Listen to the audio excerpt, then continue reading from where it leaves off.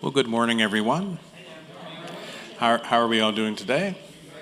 Well, that is good. I am John Mann, Director of Education for Lakeside, and this year we're celebrating the cultural and geographic regions in the United States. And during week 8 of the lecture series, we'll explore the region of the U.S. known as the Great Lakes. The Great Lakes region is known for its abundant fresh water, vibrant outdoor recreation, strong industrial history, and its role in the rapid spread of Methodism in Ohio. Annual conferences expanded membership, which helped Methodism become one of the leading Protestant denominations in the region. And we're fortunate that Tim Binkley is here today to speak about Methodist Bishop John H. Vincent, the co-founder of Chautauqua Institute, and his connections to Lakeside. Binkley, a native of Springfield, Ohio, is a public historian and certified archivist who serves Berea College in Kentucky as assistant professor of library science and head of special collection and archives. He is also a retired minister in the Church of the Brethren, one of the historic Peace churches. In this morning's presentation, Bishop Vincent Speaks Again is supported by Mary Lou and Don Leffler. I would ask you would please mute your cell phone ringers if you haven't already, and help me in welcoming Tim Binkley to Orchestra Hall.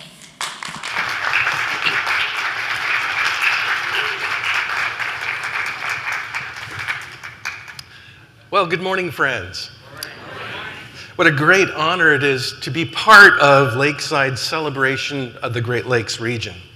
The subject of my presentation, John Hyle Vincent, was a remarkable figure in Methodist history and in American history who resided in this part of the United States throughout most of his life. Now, if you were here about 10 minutes ago, you received an introduction to say that my presentation is going to be on sacred harp singing. Unfortunately, Pastor Kim, when she said that, was leaping ahead a year. We're hoping to do that next year. But this year, you're in for a Chautauqua-related book talk. So I'll be speaking about the life of Vincent, but I'll be reading also from his own recollections of his life. And I'm looking forward to this very much. And you'll also be, I hope, participating in what we do. I'd like to thank John for the invitation. I'd like to thank my wife, Michelle Grimm, for playing piano for us today. We're not doing sacred harp singing, but singing can be part of this event. So be prepared. My goal for today is that each of us would learn something interesting, okay, got that, something interesting, about Vincent's life, his personality, his spirituality, his work, or the Chautauqua movement. Now, I know that's a large menu, so just pick one and go with it, all right? That's all you need to do. There will not be a quiz afterwards unless I see people falling asleep during the class, and then maybe a surprise quiz. By the way, I do like classroom participation. Oops. So, excuse me, we're back here. I need to scroll down here. During my presentation, if you should hear the name of your hometown or former hometown or your alma mater, I would like you to give it a brave cheer, a proud cheer. So for instance, this isn't Vincent's life, this is my life. If you hear me mentioning my hometowns of Springfield, Ohio, all right, yes, or Town of Tonawanda, New York, or Louisville, Ohio, or Norton, Ohio, no takers, Defiance, Ohio, all right, and Defiance College. Okay. Dearborn, Michigan. Nope. Okay. Oak Brook, Illinois. Yeah. Onekama, Michigan, up here on the coast. Okay. Now, I've lived all over the Great Lakes, just like John Hyle Vincent did, and I hope you will find some connections to his story as I tell it today. So here we go. Maybe I'll use this newfangled device.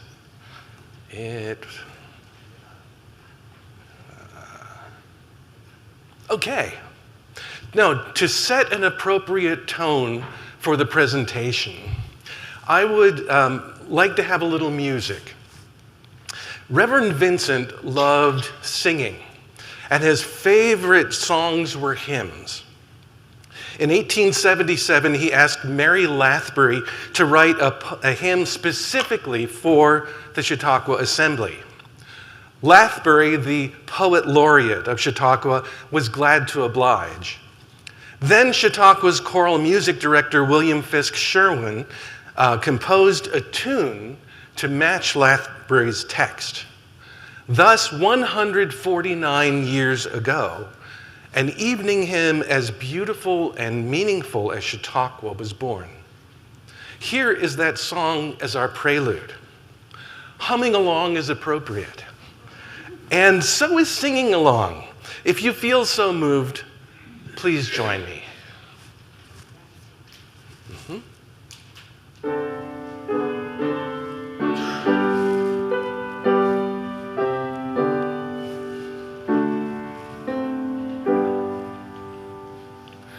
Day is dying in the west.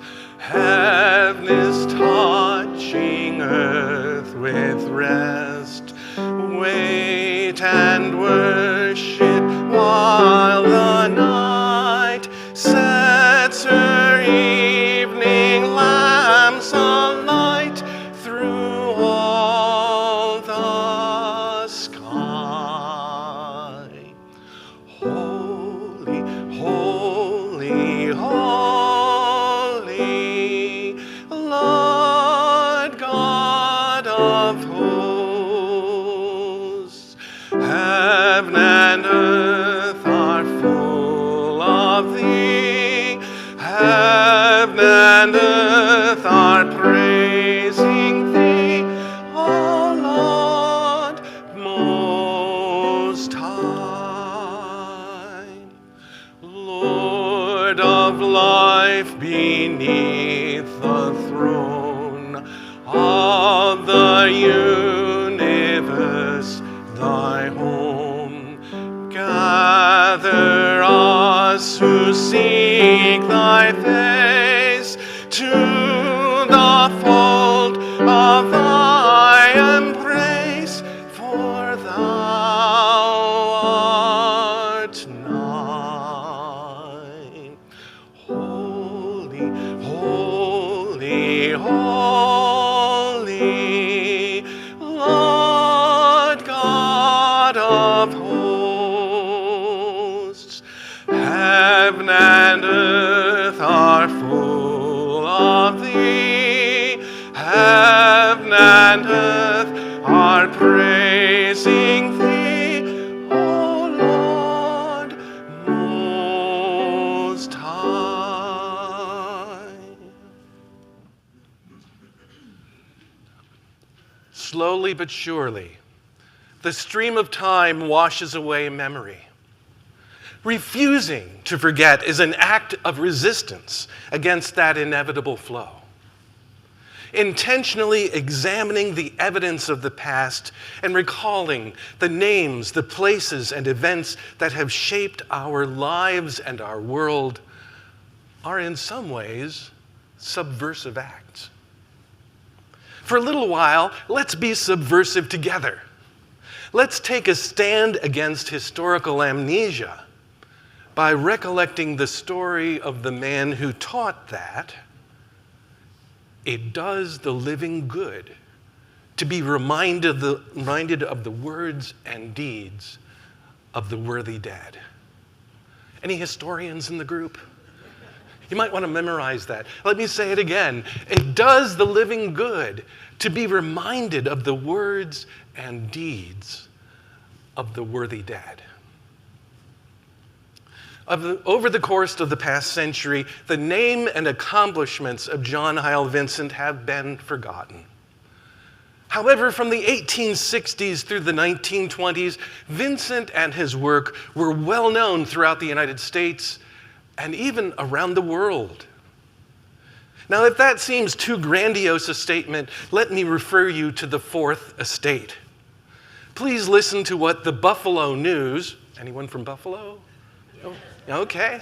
What the Buffalo News published about Vincent in 1912. They said, Dr. Vincent is held in affectionate regard by millions. His personal acquaintance is enormous. He has a genius for the multitude and is blessed with the priceless memory of persons that is one of the resources of influential men in all ages. There has been no more entertaining preacher and teacher of things religious in his time than the good bishop. And yet he has been utterly free from controversy because he never had any leaning that way and was too much engaged in expounding right ideas and living to have time for debate or fruitless discussion. For the unacquainted, let me introduce you to John Hal Vincent. Reverend Vincent was a man of diverse interests and talents who lived close to God and who strove to help others do the same. He was a positive, forward-thinking man who embraced all forms of knowledge as gifts from God that can and should, nay, must be used to uplift individuals and society as a whole. Do I hear an amen in the audience anywhere? Yes, all knowledge is sacred knowledge meant to uplift individuals and society. Vincent's visionary leadership played a significant role in the Third Great Awakening of American religion. It also fostered the democratization of education in America. Professionally, Vincent was an innovative school teacher and Methodist preacher, an author, editor, administrator, and popular public speaker. Although he never attended college, Vincent served as an elder, a bishop, a seminary president, a university chancellor, and the intellectual father of Temple University. Any Temple? Okay. He was the recipient of honorary degrees from Ohio Wesleyan University, from Mount Union College, all right, Washington and Jefferson College, and Harvard University. Yeah, okay. Embarrassment over his lack of formal higher education motivated Vincent to champion two special causes: the causes of self-education and lifelong learning. Now, Vincent's greatest legacy is not a megachurch or a grand memorial arch. Instead, it is an interdenominational, now interfaith institution and the popular education craze that it inspired. Of course, I'm talking about the Chautauqua Institution near Jamestown, New York. And the education for all ages and stages of life movement that is still very much alive here at Lakeside. Yes. Now, speaking of Chautauqua, let's hear what Vincent had to say about it. Yes, friends, it is true. Through the miracle of Thomas Edison's phonograph technology, Vincent's voice has been preserved. In December of 1913, at the age of 81, the retired Methodist bishop stood in front of a large tin horn at the Edison Phonograph Company studios and recited part, this is just part now because records weren't that long, part of his famous The Chautauqua Idea speech. Here is that recording, thanks to the Thomas Edison National Historical Park.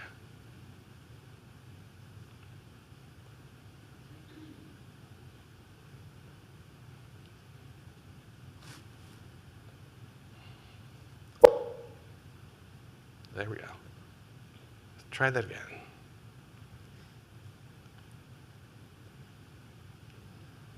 What is life for if not to build up an interesting and useful personality? a man or woman of 15 years, alive to the value of education, conscious of the early failure, once awakened to the possibility of a really good education, even in the mature years, will turn over a new leaf, grasp the new opportunity, acquire the habit of reading, think, converse, of writing, and will surprise his neighbor, his family, and himself by the eagerness, intellectual ambition, and personal enthusiasm that such an experiment will develop.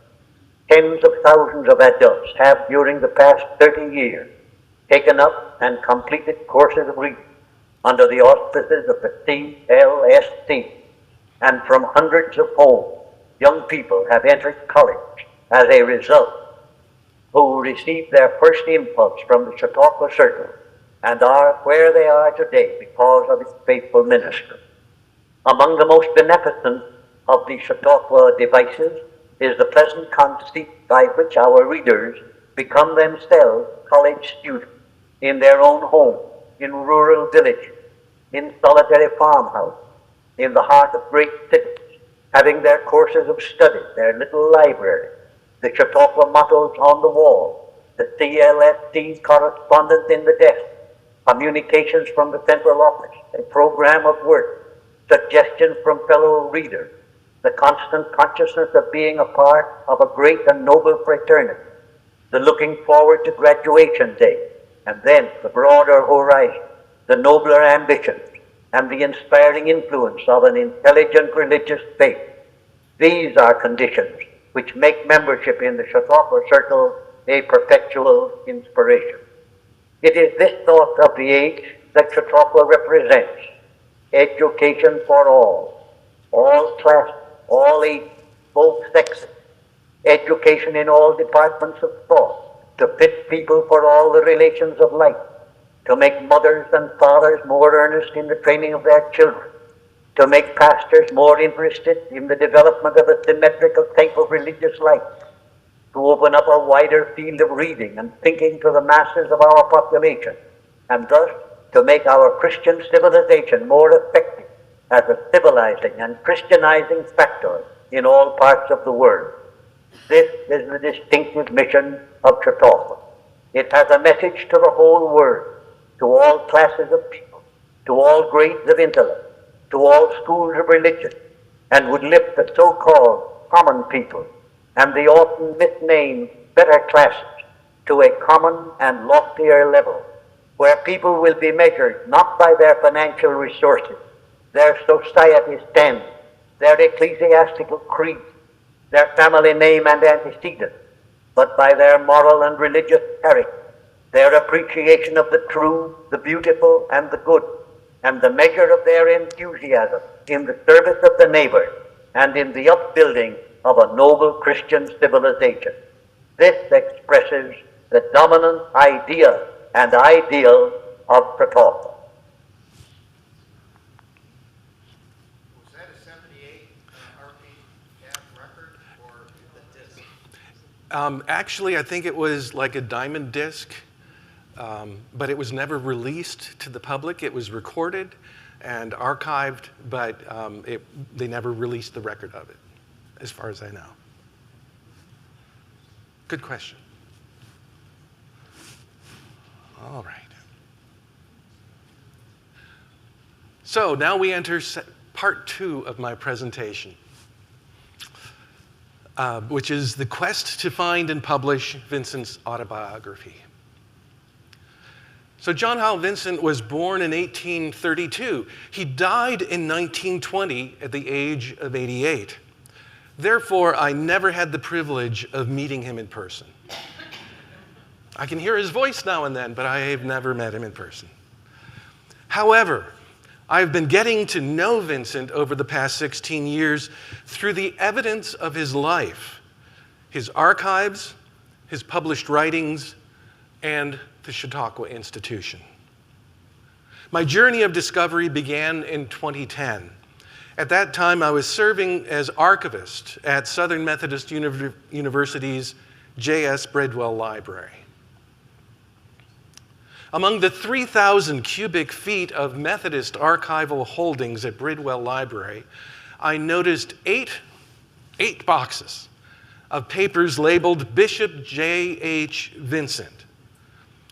And my first thought was, wow, a bishop's papers. These must be important. Then I looked inside the boxes and discovered an even greater significance.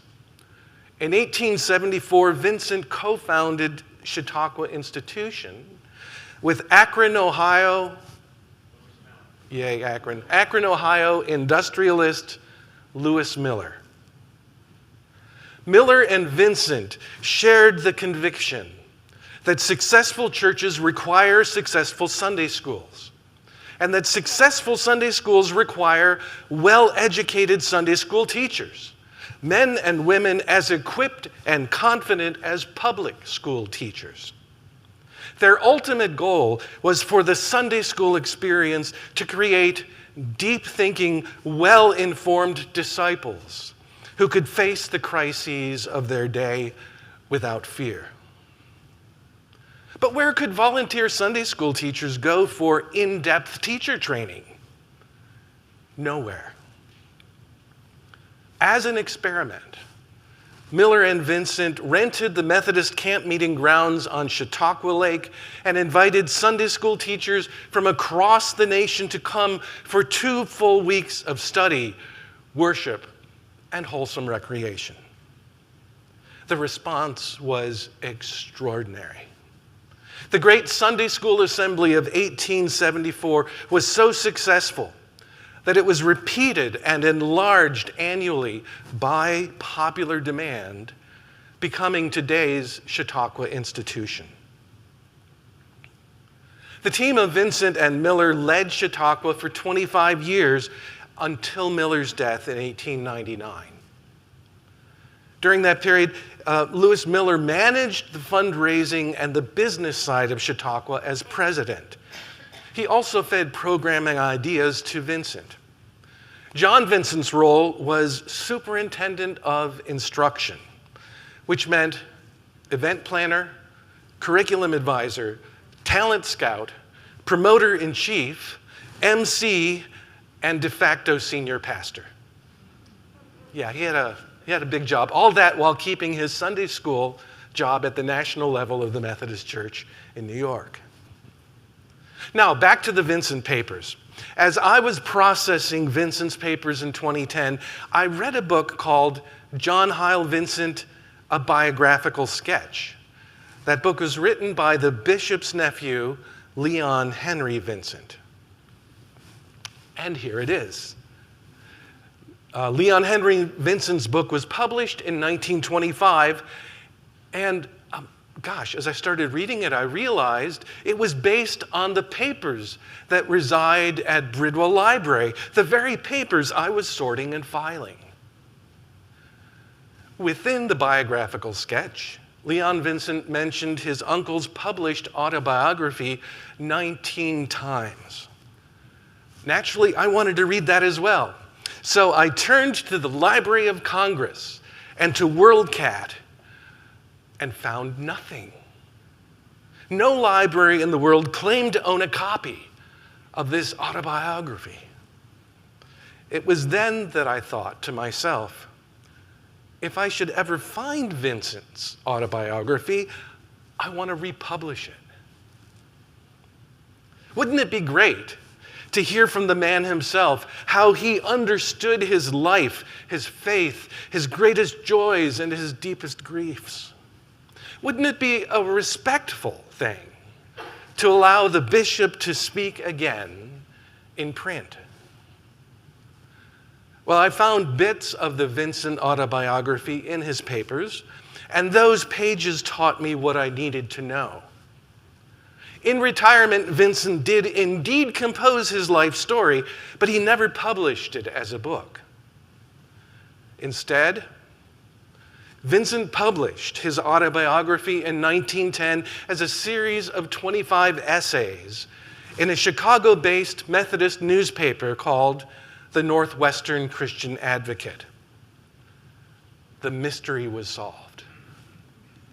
In August of 2024, with the publication of this book, I succeeded in my quest to allow Bishop Vincent to tell his own story in his own way to new generations of readers. So, without further ado, I'd like to share with you some selected insights and passages from the book. I'd read the whole thing to you, but we'd be here quite a few hours. So instead, I've got some selections, and I guess you can continue the reading. By the way, John Hyles Vincent's Reminiscences is available free online, or you can purchase copies through the Bridwell Press or the University of Michigan Press. But you can read it on, I'm sorry? They're not here at our bookstore. I haven't seen them there. John, any thoughts? Are they in the bookstore here?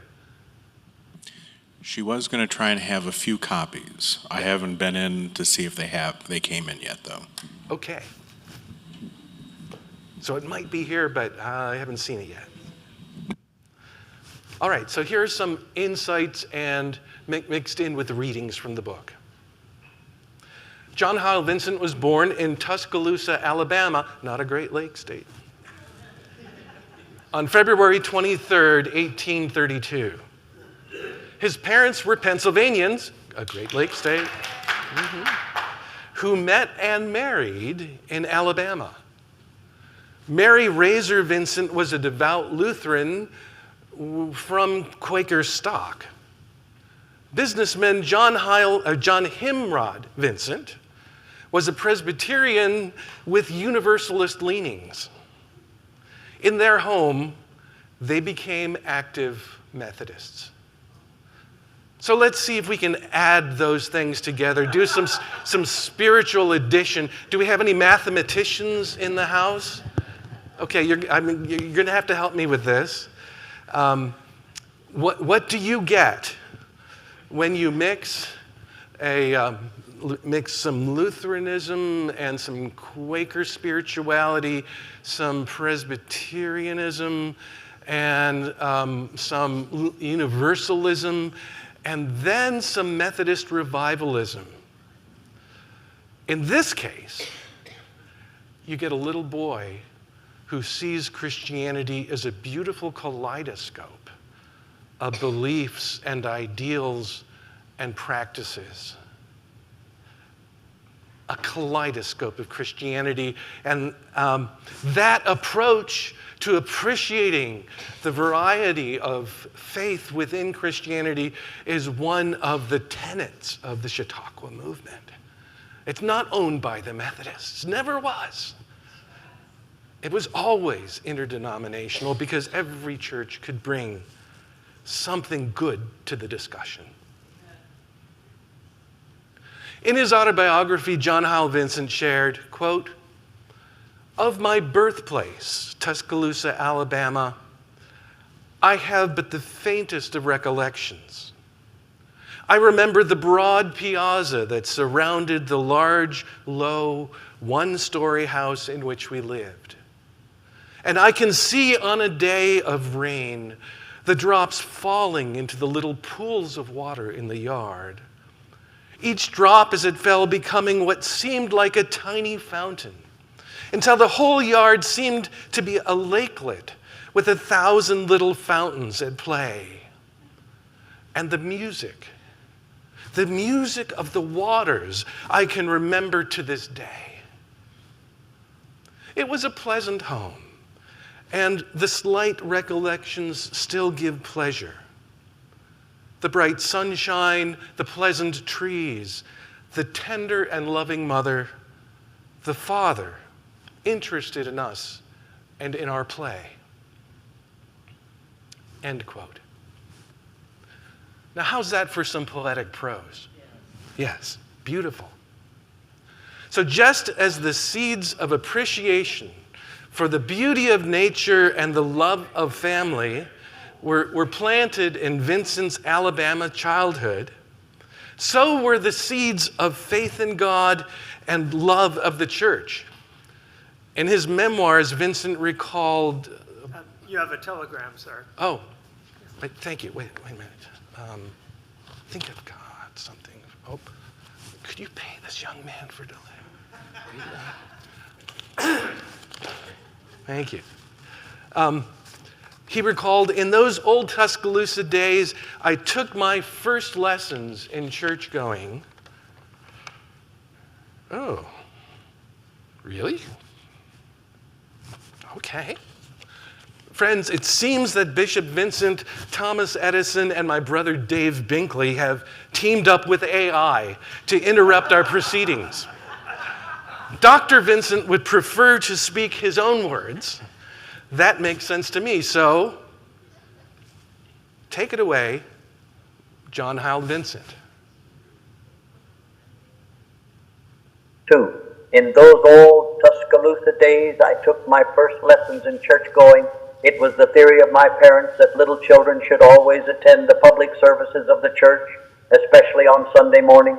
That Sunday school is never intended to be a substitute for attendance upon the public service, and that if a boy of 5 can attend but one service on Sunday, the public service or the Sunday school, by all means let it be the public service.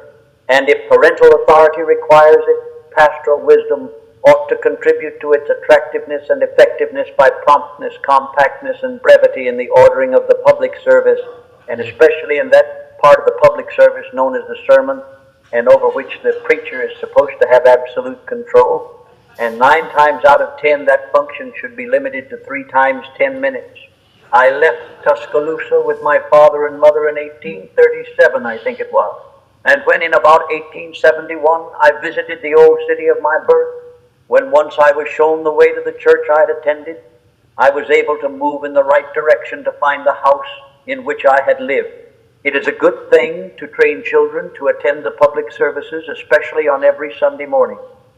It is an excellent thing to have home and church made one in the child's mind. Okay. 2. In those old Tuscaloosa days, I took my first lessons in church going. It was the theory of my... Okay, Bishop Vincent, you don't need to repeat yourself. We got it the first time. There we go. That passage is an excellent example of Vincent's writing style. His reminiscences are part narrative and part sermon. He was a preacher after all, and a preacher's got to preach. Now, returning to our story, things did not go well in Alabama for the Vincent family. John's father's businesses failed. I said businesses because it's twice. His businesses failed. His mother deplored slavery so much that she wanted to leave. The couple also struggled with tragic loss. Their first 4 children were born in Alabama. All 4 died there in infancy. Who could blame them for wanting to leave that place of heartbreak and unrealized dreams? In 1837, John Himrod Vincent, Mary Razor Vincent, took their young sons John and Bethuel back to Pennsylvania, settling in Northumberland County. Oh, there we go. There in Northumberland County, 2 more sons and a daughter were added to the family, Frank, Thomas, and Mary. Family life along the Chillisquaque Creek seemed idyllic to young John Vincent, and I practiced that, Chillisquaque. It was there that he and his siblings learned to love singing and to know the power of earnest prayer. In his reminiscences, Vincent recounted, quote, living as we did for several years 2 miles or more from the church, we did not usually attend evening service, but at home. At home, we always had, after tea, our evening song and prayer. For an hour or more, we sang old hymns, revival and Sunday school songs, and sacred songs from the old book, The Southern Harp, a collection of original sacred and moral songs adapted to the most popular melodies by Mrs. Mary S.B. Dana. I can even now, after all these years, recall from that book, soft, soft music is stealing. Peace, be still. Shed not a tear. Now and then my father would make a few earnest remarks suggested by the words we had sung. And there in the evening, we sat singing and listening and at last joining in prayer. The influence of Sabbath evensong services follows us to this day. End quote. To bring you into his life story, I'm going to present a couple of the childhood songs that John Vincent loved so dearly with Michelle at the piano. And these have easy refrains and familiar choruses, or familiar tunes, because Mrs. Mary Dana did not write the tunes, she borrowed them. The first song, the refrain goes, yes, yes, yes, yes. So when we get there, please join me in the yeses. Michelle.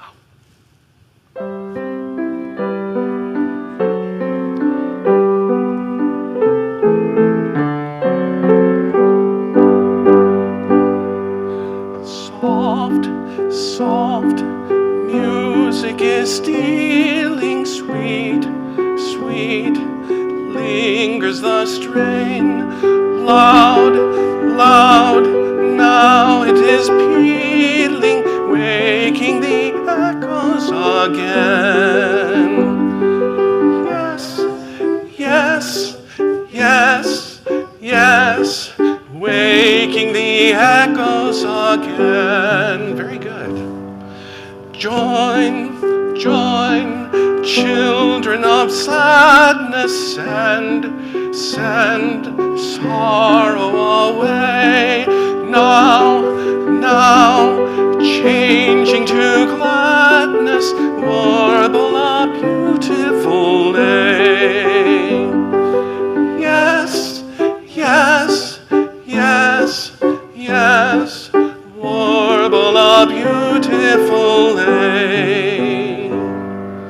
Hope, hope, fair and enduring joy, joy, bright as the day. Love, love, heaven ensuring, sweetly invite you away. Yes, yes, yes, yes, sweetly invite you away.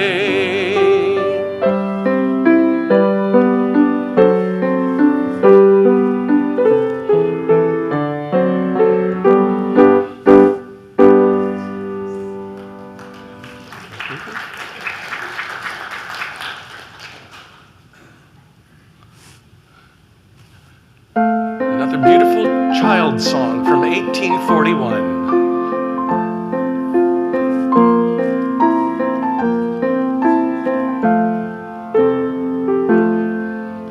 Shed not a tear o'er your friend's early bier.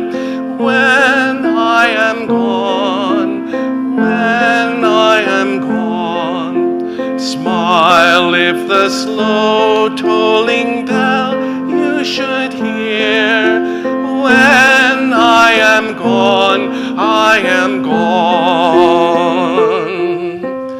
Weep not for me when you stand on my grave. Think who has died his beloved to save. Think of the crown all the ransom shall have. When I am gone, I am gone. Plant ye a tree, will they wave over me? When I am gone, when I am gone. gone. Sing me a song if my grave you should see. When I am gone, I am gone. Come at the close of a bright summer's day. Come when the sun sheds his last lingering ray. Come and rejoice that I thus passed away. When I am gone, I am gone. They sure don't write children's songs like that anymore. Vincent did not live in an era of purple dancing dinosaurs. You might think of that as almost child abuse. But formative songs, and too fun to pass up. It's okay to laugh at this. Moving on. And what it taught the subsequent children about those 4 babies who had died. Yes. So very much a part of his life was this loss and grief. Yes. And most people's lives were full of that kind of loss of grief, of losing children, siblings, parents. Yeah. In 1847, at the age of 15, Vincent tried his hand at school teaching and found that he had a natural talent for it. Students responded positively to his creative efforts to make learning fun. Vincent also made a positive impression on his students by treating them with kindness rather than harshness. Imagine that. Okay, do they still teach harshness in, that was innovative at the time. In 1850, Vincent left teaching for the life of a circuit-riding Methodist preacher's assistant in Luzerne County, Pennsylvania. All was going well until 1852 when Vincent's mother died. Shortly thereafter, his father moved to Erie, Pennsylvania, and from there to Chicago, always in search of success in the business world. The old Pennsylvania home place was vacant and empty of everything but sorrow. Preacher's assistant John Vincent headed to New Jersey, where they had some family, to study at the Newark Wesley Institute while serving on the preaching staff of the Newark City Mission. 2 formative on-trial pastoral appointments followed. And if you're Methodist clergy, you understand what on trial means. They're practice years, you know. You're not fully credentialed yet. Then in 1857, Vincent completed the required course of study and was ordained an elder. Upon being ordained in the New Jersey Annual Conference of the Methodist Episcopal Church, Vincent made an unusual request. He asked to be transferred to Illinois to be closer to his widowed father. The Rock River Conference accepted Vincent and appointed him to minister first in Joliet, then in Mount Morris, then in Galena, and then to Rockford, 2 different churches in Rockford. In each of these churches, he grew the church by invigorating their Sunday school programs. He did this by setting, get this, pastors, by setting a participation expectation from the pulpit, by showing up to help teach and coordinate the program, and by establishing weekend training institutes for Sunday school teachers.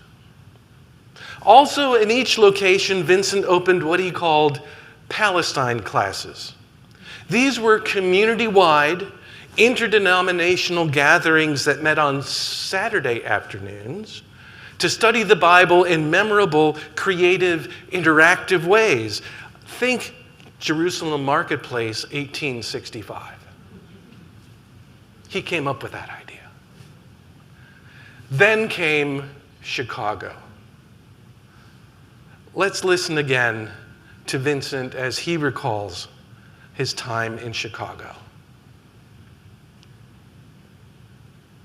My assignment in the fall of 1864 to the pastorate of Trinity Church, Chicago, was the first step toward a field of service outside of the pastorate. Trinity was a new enterprise at the corner of Indiana Avenue and 21st Street. It was a small, unpretentious stone building with a congregation having more wealth than numbers, more conservatism than enthusiasm, and I thought at the time more social aspiration than evangelistic fervor. There were very few children and youth in the congregation. I soon found that there was no chance in Trinity for a Palestine class, nor for a normal class, nor had I gifts as an attractive pulpit orator, nor did I care much, indeed not enough, for parlor life.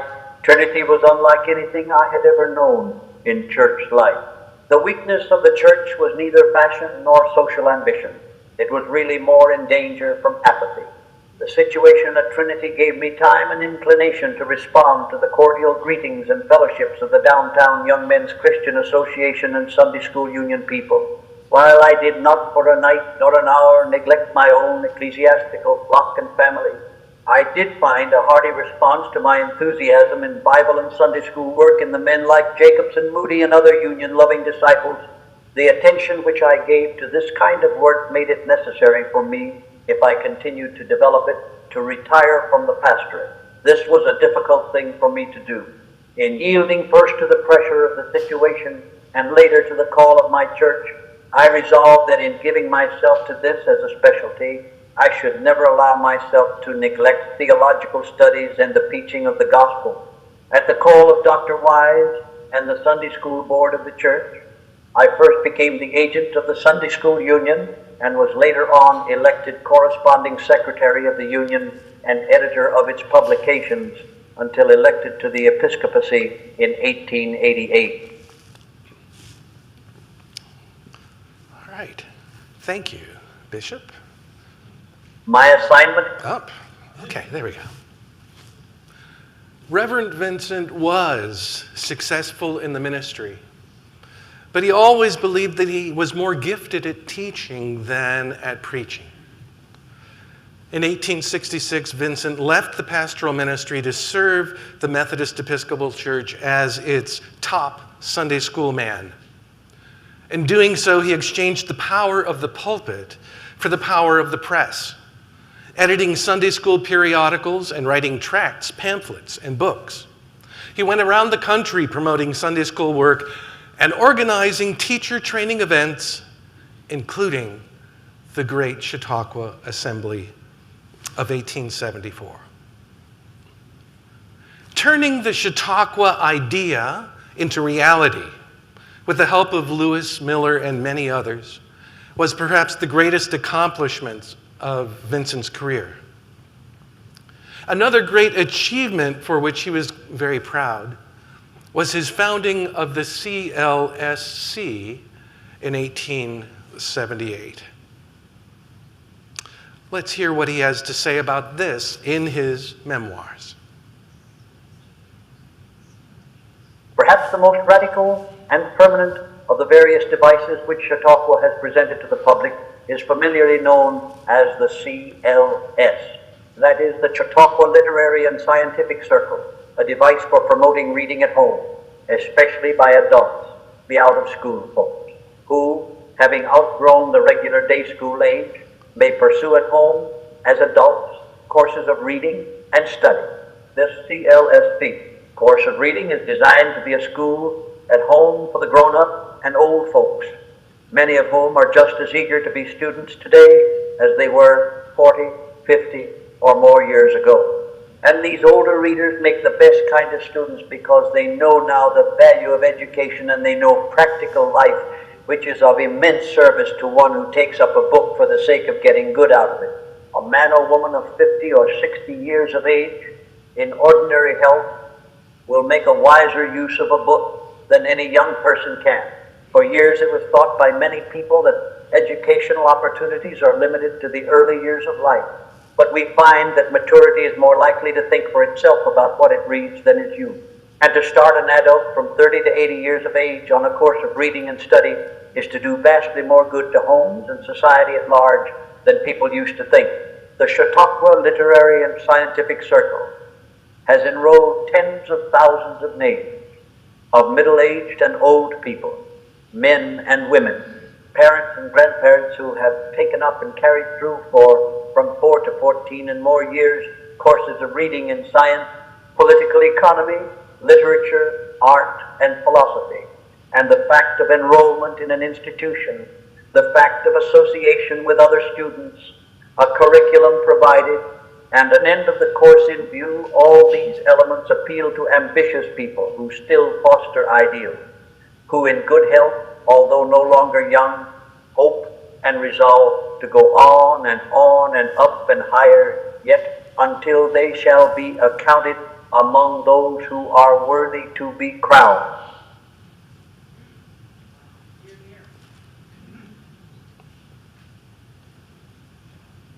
Perhaps the most... A new chapter in Vincent's life began in 1888, when the Methodist General Conference elected him to the episcopacy. As bishop, Vincent was stationed first in Buffalo, New York, then in Topeka, Kansas. In 1900, he was sent to Zurich, Switzerland. Anyone here from Zurich? No. Yeah, as the first bishop to oversee the work of American Methodism in Europe. And that was a wise choice. Very few American bishops had traveled internationally, but Vincent had been to the World Sunday School Conferences many times. And he visited the Middle East to the Holy Lands also. So he had international travel experience. But 4 years later, in 1904, he retired under protest. Vincent wanted to continue his international work, but the General Conference was in the mood to appoint younger men. In retirement, Bishop Vincent spent time researching his genealogy and writing his memoirs. He and his wife, Elizabeth, lived in Indianapolis until 1908, when she passed away. For the remaining 12 years of his life, Vincent made his home in Chicago. To understand Chautauqua, it helps to understand the life of John Hyle Vincent. Today, we've heard about his love of family and church, music, and education. Here's an additional insight worth noting. Throughout his life, Vincent was constantly on the move and loving it. In his reminiscences, Vincent reflected, quote, he's going to read this himself. Here's what he wrote. When I was a boy, I dreamed and dreamed of a journey to Europe. And when I became a man and a minister, I extended my dream to embrace Egypt, Palestine, Asia Minor, and Greece. As a boy, clerking in my father's dry goods store, I used to play travel, imagining myself on a foreign tour, and from day to day, without changing my habitat, going from place to place in Europe, extending my pilgrimage to the Holy Land in Egypt, there was but the slightest possibility that I should ever realize my dream. But I did. I have made 9 trips to Europe, 2 to Egypt and the Holy Land, and 1 to South America, crossing that continent from Buenos Aires to Santiago, going northward to, and crossing the Isthmus of Panama on my return journey. I sailed up the Pacific as far as the Columbia River and have crossed the North American continent several times. I have always loved to travel, am fond of change, and on my official journeys have carried on, thanks to Pullman possibilities, business studies, correspondence. Just as I should have done in my library at home, I love to be on the go. It stimulates me to think, to write, to invent. Indeed, the Pullman at full speed with a section to myself, table, books, and documents at hand, stimulates me to the best kind of work I am able to accomplish. I long ago learned to adjust myself to the motion of the car on the roughest railway and take pleasure in proving how smoothly I can write even on a common day car at from 25 to 50 miles an hour. Pretty amazing. Any pastors in the room who think maybe they could write better if they were sequestered in a train for a while without interruption? Oh. Now, in light of Vincent's wanderlust, it is no surprise that he thought of Chautauqua as being more than just a place. To Vincent, Chautauqua was an idea and an experience that could happen anywhere, even Ohio. Ooh. When I was a boy, There we go. During his many train trips through the region, did Vincent ever visit Lakeside? In answer, let me quote Mrs. Mary S.B. Dana and the Southern Harmony. Yes, yes, yes, yes, it's true. Here's the scoop. Oh, and I meant to have an ice cream scoop here. Here's the scoop. The Lakeside Assembly is not mentioned at all in Vincent's autobiography. But others have told me he was here as early as 1877 and as late as 1914. And I found some supporting evidence of a special time of his presence here. In 1881, the Chautauquan magazine published this brief announcement. Next July, the Reverend Dr. Vincent will have charge of the Lakeside Assembly, assisted by his brother, Reverend B.T. Vincent of Philadelphia. A follow-up article appeared in the Chautauquan in 1882. The Sunday school encampment at Lakeside near Sandusky, Ohio, will this year be conducted by the Superintendent of Instruction at Chautauqua, Dr. John H. Vincent, assisted by his brother, Reverend B.T. Vincent, who will have charge of the normal department and the principal charge of the encampment. That's pretty good evidence. And so that I do believe John visited Lakeside. We know that he spent 2 weeks here in 1882 working as superintendent of instruction, which was his title at Chautauqua. His younger brother, Reverend B.T. Vincent, managed Lakeside for several seasons. So even when the elder brother was not here on site, I could imagine that he had more than a passing interest in this place. I hope he stopped here many times to enjoy the beautiful natural beauty here, the cool summer breezes, and the company of like-minded people. Well, friends, our time is nearly over. In closing, I would like to share one final anecdote and reading with you.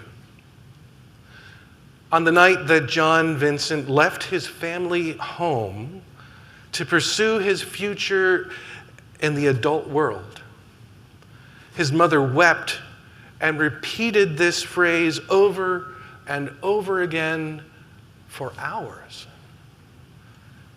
Live close to God, John. Live close to God. John Howell Vincent never forgot those words. Indeed, it became his mission in life to live close to God and to help others do the same.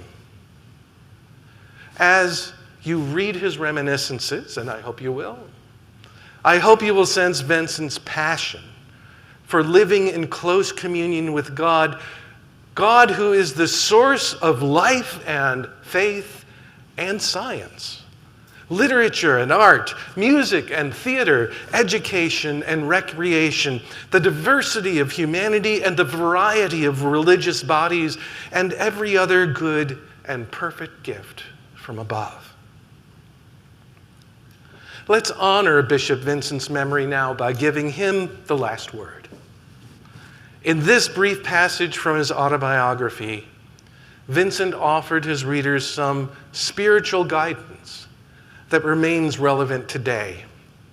His topic was practical holiness, or if you wish, practicing holiness.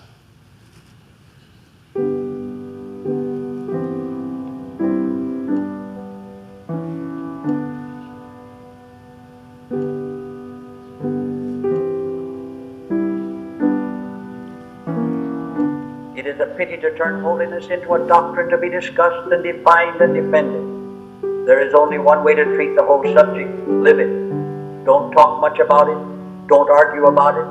It is an inexpressibly unfortunate thing to drag such a question into the realm of polemic. Let us simply aim to be surrendered to God, body, soul, spirit, every day, everywhere, and in everything, in business, at meals, at work, in society, in recreation, in politics, in study, in travel, going to sleep with the consciousness of God's presence and waking to look into the smiling face of our Father, our Mother, Father, which God is. One word represents the whole subject of religion as applied to personal experience expressed in one word: love for God, for man, for the world of nature we live in, for the world of grace we are newborn into, for the church, all branches of it, for humanity at large, giving to it as individuals the largest sympathy and the most sane and practical service. We are everywhere to practice love, at home when things go wrong, and everywhere and always. It is a pity. Live close to God, my friends. Go in love and go in peace. But don't go right away if you've got questions. Yeah.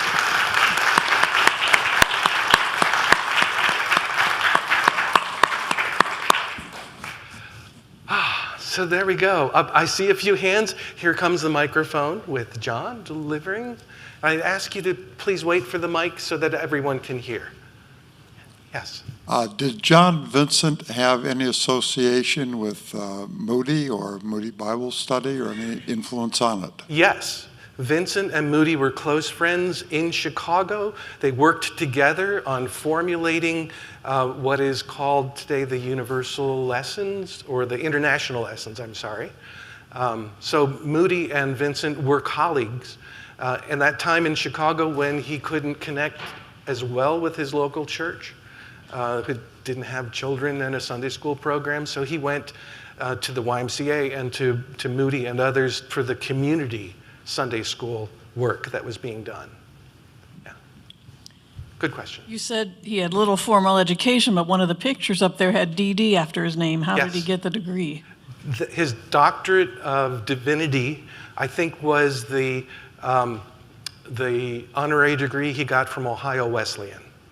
Yeah, so he had like, I think he had an honorary master's and like 3 honorary doctorates. But I mentioned he went to the Newark Wesleyan Institute for a while he was serving the Newark mission. Newark Wesleyan Institute was basically a college prep high school. So he really never had college coursework. But if you read his autobiography, again, I think this is a manifestation of his embarrassment over not having a higher education. He lists the books he read. Book after book after book. He read hundreds of books. He wanted to prove that he was as learned as someone who had a bachelor's degree or maybe a master's degree. So he read a book a day kind of thing. And he retained that information, which is just truly amazing. Yes. Oh, microphone.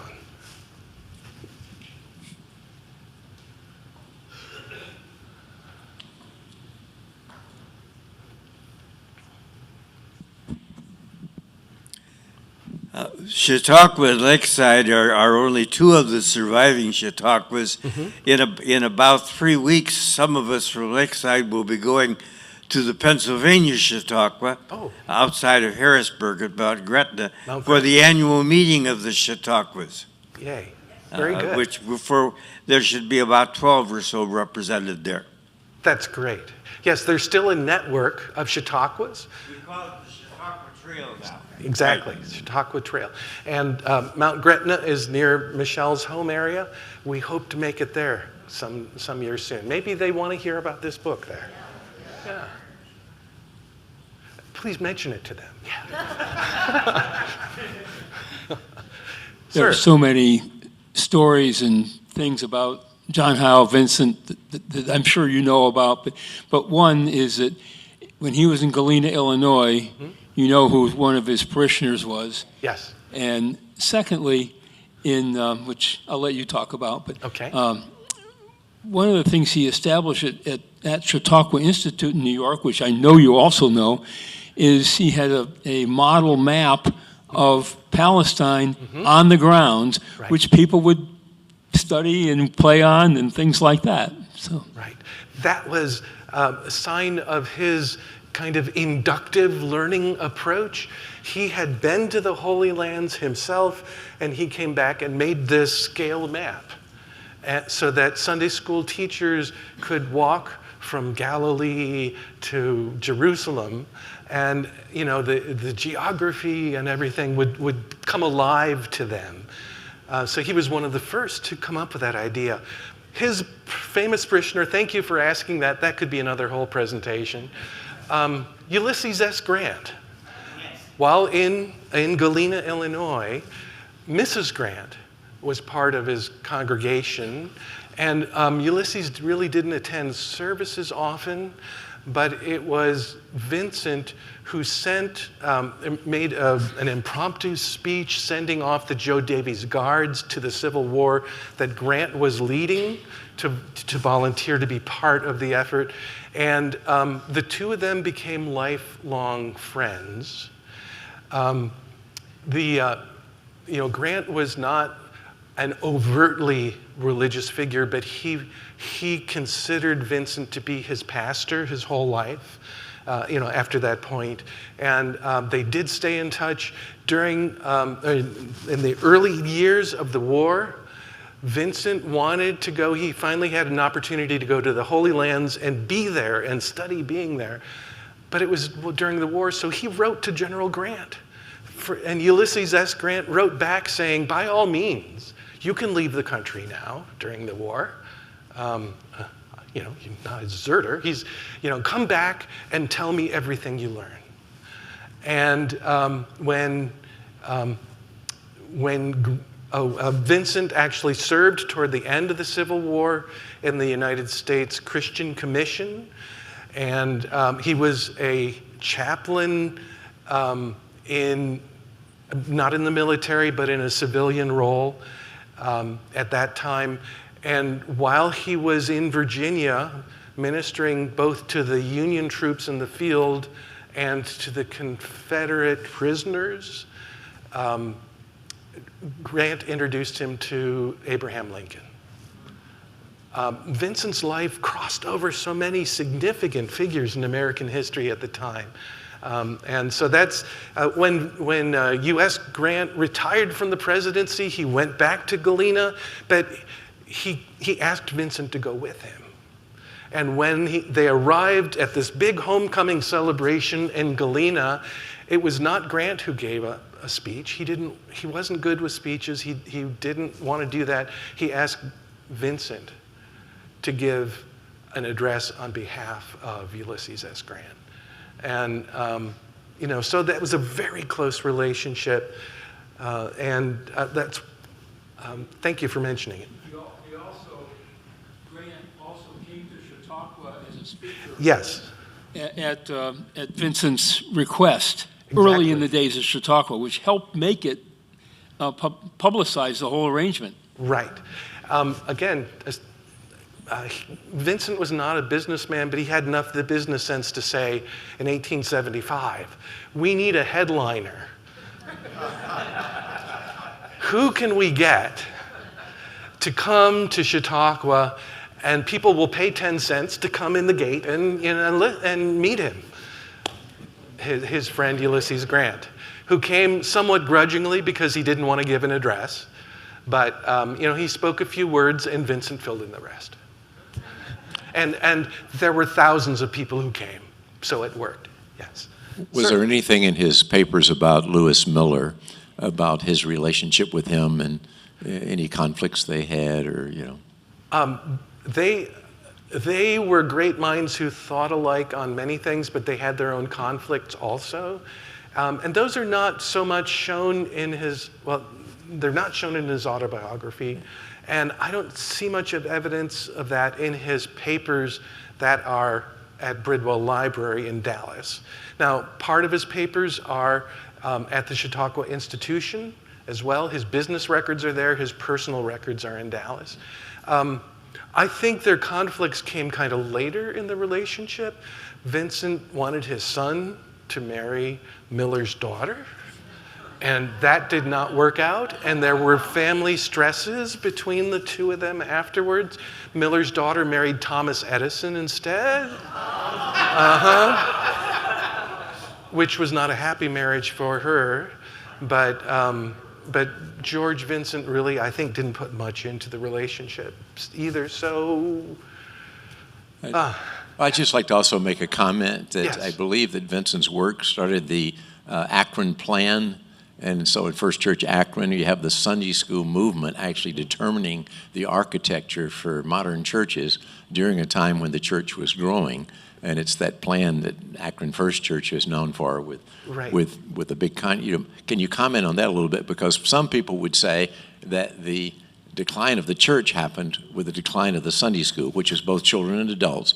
And one of the reasons is that we still had circuit riders that weren't there all the time. Mm-hmm. So when a new pastor arrived, the superintendent of the Sunday school was the rock star. And that pastors moved away from Sunday school because they were the preachers and did not own it, like Vincent modeled it. Yeah. And therefore there was a conflict. You know, the pastor would only come around occasionally, and then when you had a stationary pastor, it created some tension. And so one of the problems with the decline is that pastors stopped keeping their eye on the formation of children and Sunday school, and they were more on worship and preaching. Right.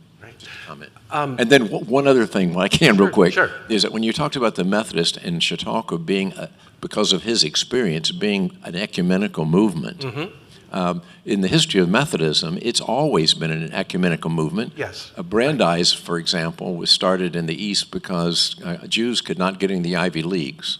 So they started Brandeis for Jews. Boston College is because Roman Catholics couldn't get in the Ivy Leagues.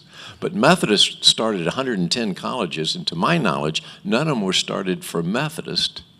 They were started for the larger community. And so Chautauqua reflected that kind of umbrella. So I'll stop with those two. Thank you. Sure. John Wesley's views on the Catholicity of the church. He wanted his movement to be broadly inclusive, yes. About Akron, I was in the archives here yesterday, and I read that statement to say that Vincent came up with the Akron Plan. Everything else I've read says that was Miller.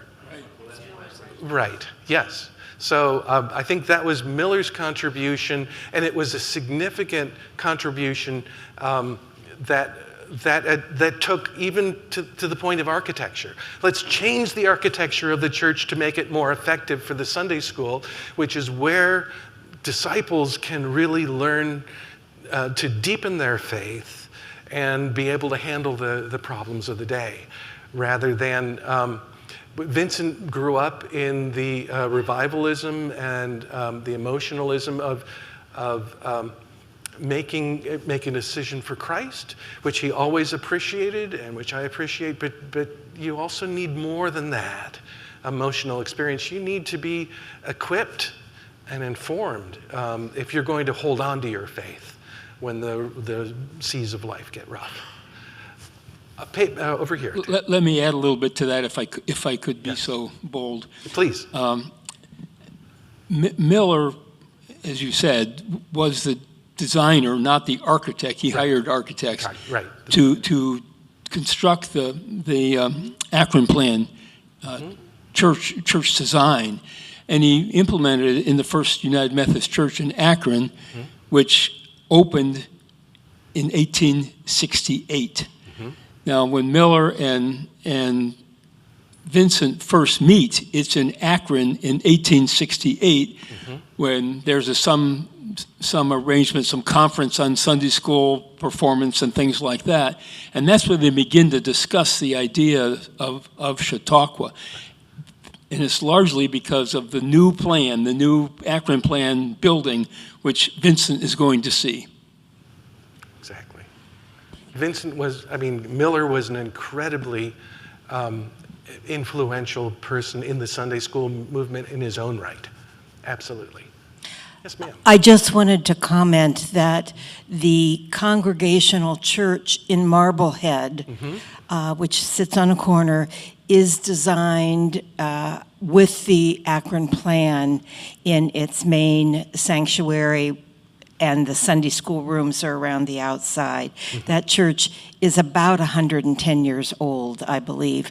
But if any of you are really interested, you could see it there. Very good. Secondly, I wonder, when you were looking through the Vincent papers in the Bridwell collection, did you see any of the maps that Vincent actually drew of the Palestinian area? You referenced that you had a comment that they were part of the collection. I wondered if you actually saw any of those maps. I don't recall maps of Palestine, maps of his journeys, though, to the Holy Land. Were there? Okay. And then lastly, I wanted, for the sake of the audience, to know, in case you did not, that Lakeside does have a CLS circle here that was reinvigorated about 15 years ago. I can't remember exactly, but we meet on Thursdays in Egler Room, and we do have a meeting this Thursday from 1 to 3. It's open to anyone in Lakeside. We have an active group of about 20 people. If you are still here on Thursday, please join the group. Thank you. This particular time we'll be talking about Kawani Alexander's book, Say Yes, but we select books off of the official CLSC list, and we have several people who are making their way up the ladder of the various levels based on the books. So we are very proud of having a CLSC circle here in Wonderful. Lakeside. I'm glad that it was reinvigorated here. At one time, during Vincent's life, there were 100,000 people enrolled in CLSC on a single year. 100,000 people. Early in my presentation, I mentioned that he was part of the democratization of education in America. This is how. He thought education shouldn't stop at 8th grade or at 12th grade, or some people going to college, but that older people could learn and should learn, and actually might be better at learning because it matches with your life experiences. And so he broadened the concept of education in this country beyond K through 12 to say throughout life. Let's continue to grow and to learn so that we can be of greater service to the world, to our communities. Especially women, yeah. Just curious, might be minor, but Bishop Vincent's middle name, is there some, is that a family connection or historical connection? That is a family name, yes. Just as and from day one, people want to call him J.H. Vincent, and he went by J.H. Vincent, but his father was also J.H. Vincent. His father is John Himrod Vincent, and Himrod was a family name. John Heil, the son, Heil is also a family name. And this is something, a moment of kismet that happened just about 3 weeks ago. Vincent descendants contacted me on email, and I spent 2 or 3 hours with them on Zoom talking about their family history, their family connections, and they wanted to know more about, what I could tell them about John Heil Vincent. And I asked them, is it pronounced Hale or Heil? And they said, we've always pronounced it Heil. That's our family name. There are other people who want to pronounce it Hale, but yes, that is one of his family names. And Razor was the mother's family name, and one of the daughters was given that. So actually, all of the children of the family had middle names that were family names. Is it a European connection? It seems somehow. Historically, they were Huguenot. So they were French Protestants who came to this country. And so that there is a European aspect to it, yes. Over here. I wonder if you could contrast Milton Wright, his personality, and his effect on his faith with John Hyle Vincent's. It seems to me that they might have had a differing approach. They might have, and yes, the subject of my first collection of primary resources that I published was Milton Wright, who's the father of the Wright brothers, and he was a bishop in the United Brethren Church in the 1800s, who I think had a quite different personality. Rather than Vincent's inclusive view of Christianity, Wright's view that what was not inclusive, it was rather exclusive, to the point where he led a schism within the United Brethren movement, and to keep the old traditional ways, which were important to him, like exclusion of people who wanted to be Masons. So that was Milton Wright. But Milton Wright was also a wonderful Christian thinker and writer, and his essays that I've pulled together are worth reading. I'm not sure the two of them would have been in the same company very often.